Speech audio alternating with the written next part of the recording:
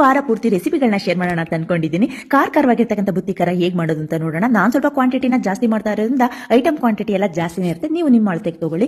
ಏನೆಲ್ಲ ಐಟಮ್ ಬೇಕು ಅಂತ ಅಂದ್ರೆ 2 ಮೀಡಿಯಂ ಗಾತ್ರದ ನಿಂಬೆಹಣ್ಣಿನಷ್ಟು ಹುಣಸೆ ಹಣ್ಣು, ಒಂದು 25 ಒಣಮೆಣಸಿನಕಾಯಿ, ಅದರಲ್ಲಿ 5 ಬೇಡಿಗೆ ಮೆಣಸಿನಕಾಯಿ, ನಿದ್ದಿದ್ದು ಗುಂಟೂರು ಮೆಣಸಿನಕಾಯಿ, 4 ಸ್ಪೂನ್ ಕಡಲೆ, ಹಾಗೆ 4 ಸ್ಪೂನ್ ಧನಿಯಾದ ಪುಡಿ, 1 ಸ್ಪೂನ್ ಗಸಗಸೆ, 2 ಸ್ಪೂನ್ ಜೀರಿಗೆ, ತೊಳೆದಿಟ್ಕೊಂಡಿರ್ತಕ್ಕಂಥ ಕೊತ್ತಂಬರಿ, 1 ಸ್ಪೂನ್ ಮೆಂತ್ಯಾದ ಪುಡಿ, ಹಾಗೆ 1 ಹೋಳು ಕಾಯಿ ತುರಿ, 6 ರಿಂದ 7 ಈರುಳ್ಳಿ, ಬೆಳ್ಳುಳ್ಳಿ, ಹಾಗೆ ಉಪ್ಪು, ಕರಿಬೇವು, ಅರಿಶಿಣ, ಒಗ್ಗರಣೆಗೆ ಕಡಲೆಬೇಳೆ, ಈರುಳ್ಳಿ, ಒಣಮೆಣಸಿನಕಾಯಿ ಮತ್ತೆ ಕರಿಬೇವು. ಈಗ ಹೇಗೆ ಮಾಡೋದು ಅಂತ ನೋಡೋಣ.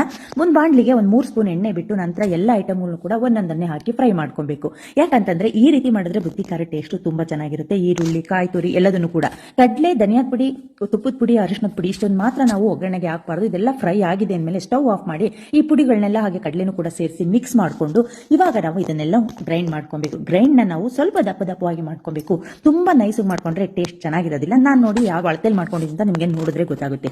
ಈ ಅಳತೆಯಲ್ಲಿ ಇವಾಗ ಗ್ರೈಂಡ್ ಆದ್ಮೇಲೆ ನಾವು ಮತ್ತೆ ಒಗ್ಗರಣೆ ಹಾಕಬೇಕು. ಬಾಣಲಿಗೆ 2 ಸ್ಪೂನ್ ಎಣ್ಣೆ ಬಿಟ್ಟು ಒಗ್ಗರಣೆಗೆ ಸಾಸಿವೆ, ಜೀರಿಗೆ, ಕಡಲೆಬೇಳೆ, ಹಾಗೆ ಈರುಳ್ಳಿ, ಒಣಮೆಣಸಿನಕಾಯಿ, ಕರಿಬೇವಿನ ಸೊಪ್ಪು ಎಲ್ಲದನ್ನು ಹಾಕಿ ಫ್ರೈ ಮಾಡಿ ಈರುಳ್ಳಿ ಮಾಗಿದೆ ಅಂತ ಅನ್ಸಿದ್ಮೇಲೆ ರುಬ್ಬಿಟ್ಕೊಂಡಿರ್ತಕ್ಕಂಥ ಮಸಾಲೆನ ಸೇರಿಸಿ, ಹಾಗೆ ನಮಗೆ ಯಾವ ಅದಕ್ಕೆ ಬೇಕೋ ಆ ಅದಕ್ಕೆ ನೀರನ್ನು ಸೇರಿಸಿ ರುಚಿಗೆ ತಕ್ಕಷ್ಟು ಉಪ್ಪನ್ನು ಹಾಕಿ ಕುದಿಸಿದ್ರೆ ಸಖತ್ತಾಗಿರ್ತಕ್ಕಂಥ ರುಚಿಯಾಗಿರ್ತಕ್ಕಂಥ ಚಪಾತಿ, ರೊಟ್ಟಿ, ಅನ್ನ ಯಾವ್ದನ್ನು ಬೇಕಾದ್ರೂ ತಿನ್ಬಹುದು. ಸಖತ್ತಾಗಿರುತ್ತೆ. ಈ ಅಳತೆಯಲ್ಲಿ ನೀವು ಕೂಡ ಬುತ್ತಿ ಖಾರ ಮಾಡಿ ಹೇಗಿತ್ತು ಅಂತ ನನ್ನ ಜೊತೆ ಶೇರ್ ಮಾಡ್ಕೊಳ್ಳಿ.